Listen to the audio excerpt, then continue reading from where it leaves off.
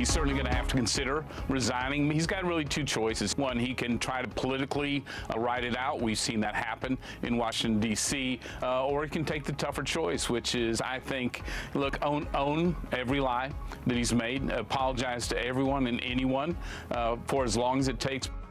So that was the outgoing Republican Congressman Kevin Brady not holding back about what he thinks about Congressman-elect George Santos, how he should do after his web of lies, what he should do after his web of lies were exposed. It's unbelievable. But, you know, it's still crickets from the House GOP leadership. One day before Santos is set to be sworn into office, scrutiny looming over this. There's a long list of lies. It is intensifying as well as state and federal prosecutors conduct separate investigations here. So joining us now, Maggie Haberman, Errol Lewis, who actually interviewed George Santos. Listen, so as I was off, the only thing that I paid attention to was this story, and this is what everybody is talking about. Good morning to you guys. Happy New Year to you. So my one question is, how did this happen? How did this happen?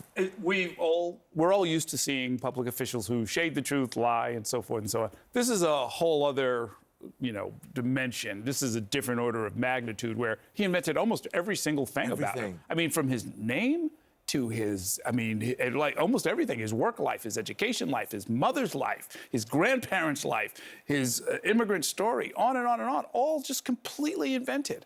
And so it's a little bit unusual to run into somebody like that. And we don't have a system, even the informal parts of our system, media vetting, opposition research, party mechanisms and so forth. We don't really have great mechanisms for trapping or catching something like this because it doesn't happen very often. At the same time, usually there is one mechanism that will catch something, right?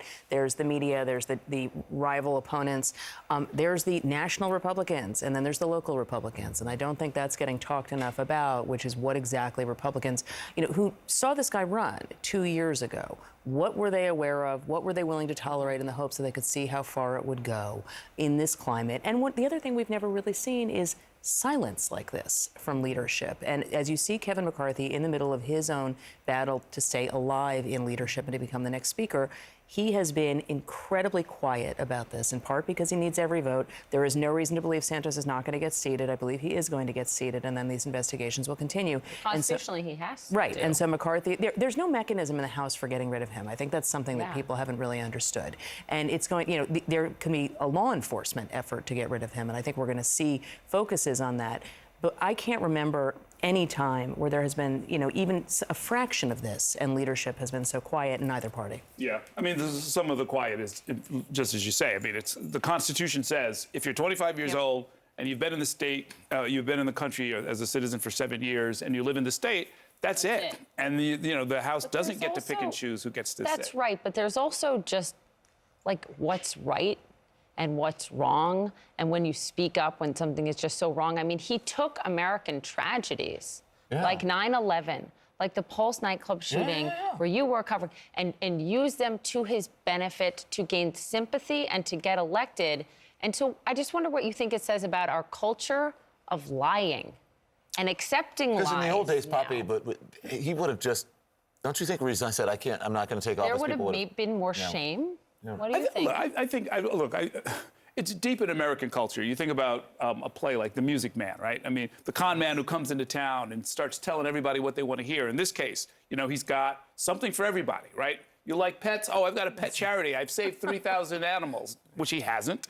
He says he's this and he's that. And, at one point he says he's the son of a black father. He's just like every piece of voting support that he can pick up, he's making up stories for this community. He's not a Jew, he's Jewish. Yeah. Jewish, right. Which is a Woody Allen Jew joke. hyphen. Yeah. So we should get used to the idea that these creatures exist, these people who will come into town and tell everybody exactly what it is they want to hear, and then we have to figure out. And honestly, look, we have a system that the justice system is cranking up. We've got an attorney general, we've got federal prosecutors all looking into him, the Nassau County District Attorney saying if any laws were broken here, we're going to prosecute it. So it's cranking up a little bit. The media has certainly exposed a lot of the lies. People are coming forward. The truth is known. That's not a small thing, or is becoming known.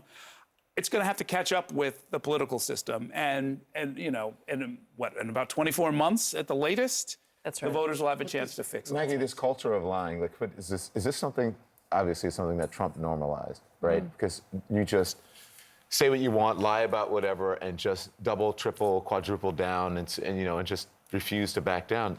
Look, it may work for a lot of people. Usually, just worked for Trump. You think it's going to work for George Santos? Oh, he's going to be seated, and I think that then we're going to see what happens with these investigations. I think Errol is right to make the point that, lying is not new in American culture, and it's certainly not new in To this politics, extent, but though? not to this extent. We have never seen. We were talking about this in the green room. I can't think of a precedent for this. I have covered politicians who have lied to me, lied to voters. They've padded their resumes. We've never seen something like this. And, I don't think that you would have seen silence like this as you have in the pre-Trump. I don't think you would have seen this level of sort of just ride it out and see what happens. But everything is about party tribalism now, and that's a lot of what we're seeing. Can you guys give us? I'm telling you, this is the thing that everybody's talking about. Give us a little bit more time with this segment, because I want to ask you. You are a member. You cover politics in New York. Yes. I live out on Long Island, and the leader out on Long Island did this. Covered this story. What happened to the local media that it didn't catch all of these lies, or were not interested enough, or I don't know. You tell me. I've asked that very question. There's at least a paper, I believe, in Oyster Bay that actually did catch some of this and did publish some of it. But the way things work is that it's got to be sort of moved up the chain.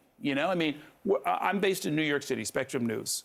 A small piece of this district is in New York City, so we sort of paid some attention to it, Queens. But it wasn't our thing. We said, well, we'll let the newspapers and the folks out in Long Island, they'll have the main piece of it. And, a local paper did, but it didn't get moved up to, say, I don't know, News 12 or whatever the local cable station is. And News 12.